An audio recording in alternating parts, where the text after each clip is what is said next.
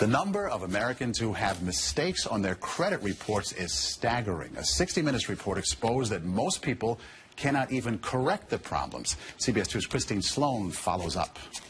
Meg Pasternak says a mistake on her credit report nearly destroyed her credit. We had to present so much documentation to say this wasn't ours, and then we still had to pay something to get rid of it. Pasternak says it took months to resolve the problem. You feel kind of helpless because they got you under the gun if you need to get a new car or a house or for anything. Pasternak is not alone in her frustration. A new government study finds up to 40 million Americans have mistakes on their credit reports. But an investigation by Steve Croft on 60 Minutes finds most people get nowhere trying to correct an error. Ohio's Attorney General tells Croft that is a clear violation of a federal law. The federal law says that if you believe that there is a mistake, you can go to them and they have an obligation to do a reasonable investigation.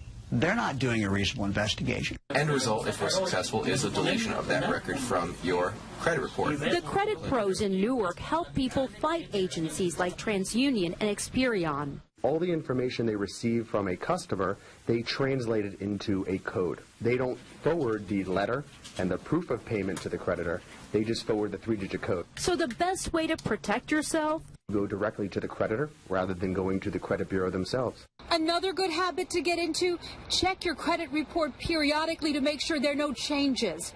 In Clark, New Jersey, Christine Sloan, CBS 2 News. And like 60 Minutes, we were unable to get an actual person at the 3 credit reporting agencies.